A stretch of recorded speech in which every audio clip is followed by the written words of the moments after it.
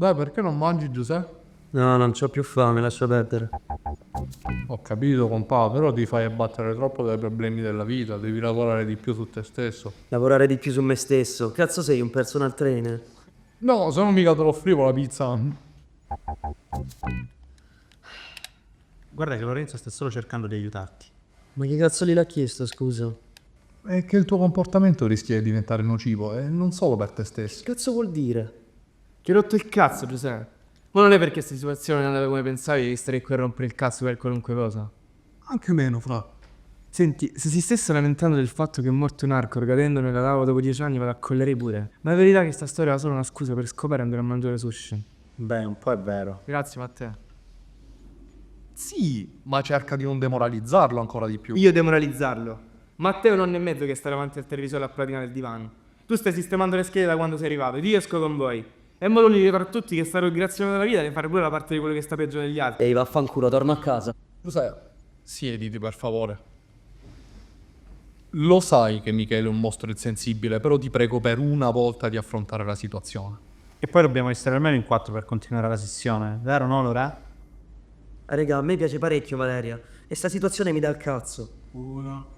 Ma hai provato a parlarle o te lo sei solo fatto andare bene? Ma che le dovevo dire, scusa? Magari le spiegavi cosa provi e... Ma io che cosa devo fare se quella vuole solo scopare?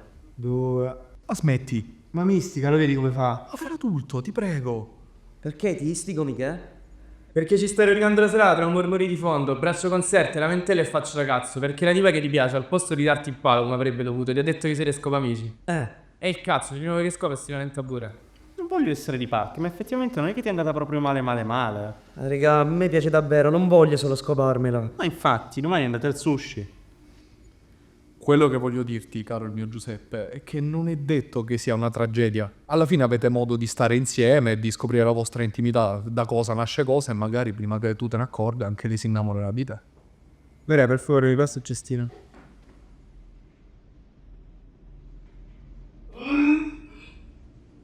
Ecco, grazie. Se sei troppo stupido per capire cosa sto passando, lascia stare. Perché, Giuseppe, che stai passando? Magari sto male perché essere uno scopamico non mi dà sicurezza. Che se vuole nulla le impedisce di andare da qualcun altro.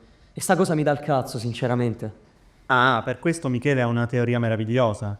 No, sto giro passo, due racconto solo. Allora, nel mondo ci sono paesi eticamente più sviluppati di noi. Tipo in Germania, in Canada o che ne so io in Belgio, non hanno un aggravante di pena se chi cerca di evadere dal carcere viene preso. Io non penso che Giuseppe arrivi al punto di finire in carcere. Io non ci giocherei.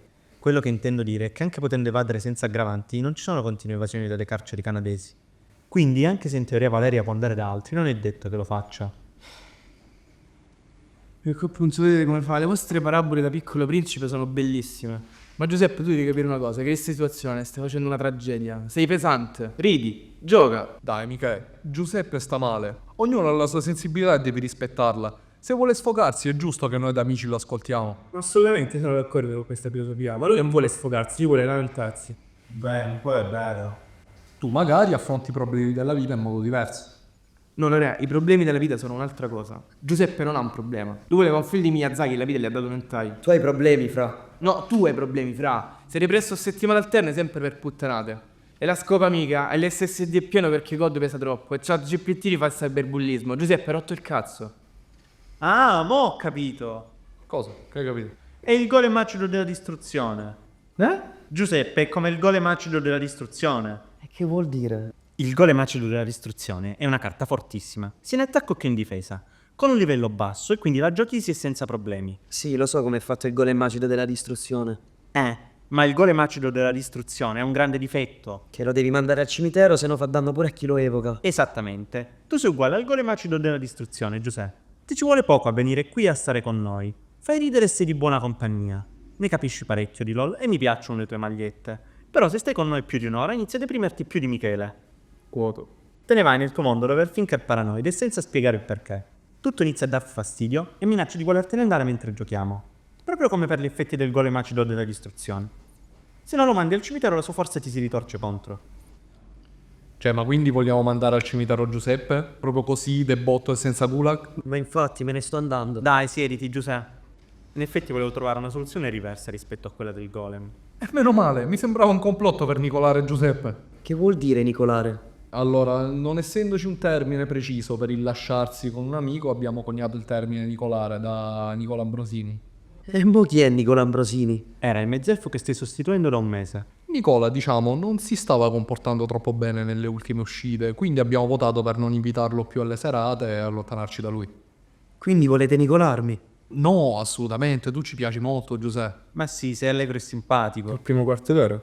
Anche perché sento come se un po' ti avessimo adottato, Infatti, da tuoi nuovi tutori ci aspettiamo che tu ci ascolti quando diciamo dove sbagli. Puoi vedermi come una sorella maggiore. Passiamo di parole un attimo. Dai, domani ne parliamo. Vi sento. Raga, io non lo so mica come risolvere sto problema tanto grave per voi. Io sono fatto così, non è che manco posso diventare un altro. Sì, a non limitarti ad un pensiero così banale tipo chi sei. Come sei fatto? Persino gli starters hanno le loro evoluzioni e noi speriamo che la tua possa avvenire al più presto. Sì, ma per far evolvere uno starter ci vogliono i punti esperienza, non le accuse. Giuseppe, quando ti incazzi sei così confuso da colpirti da solo. Fossi in te ascoltare Lorenzo. Allora, non mettiamo in dubbio che tu stia male ed è giusto che tu esprima ciò che senti e ciò che sei, ma immagina di avere davanti a te un libro e di sottolineare solo le parti brutte che ti annoiano, ti deludono. Sarebbe tremendo, già di per sé leggere un libro richiede concentrazione. Figurati a concentrarti solo su ciò che c'è di negativo o addirittura sbagliato. Però, per assurdo, è un po' quello che fai con la tua vita. Cioè tu ti blocchi tutti i giorni su tutte quelle cose che non vanno, ti annoiano, ti deludono, dimenticandoti che il vero senso dovrebbe essere, anche nel peggiore dei libri, di cercare quella frase che invece, per la sua bellezza, vorresti sottolineare. I fazzoletti, fra, ti prego. Va bene, raga. Me la rischio con Valerio. Ok, ma prima a dire di Benti si fortuna.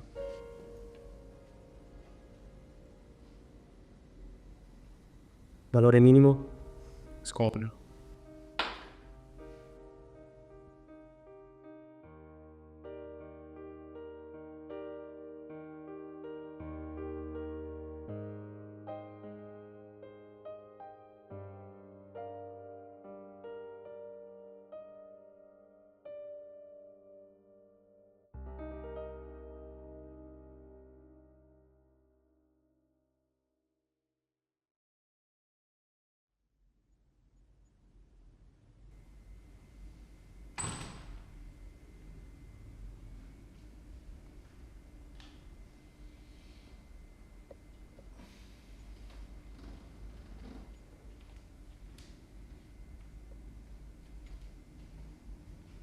Ah, era critico.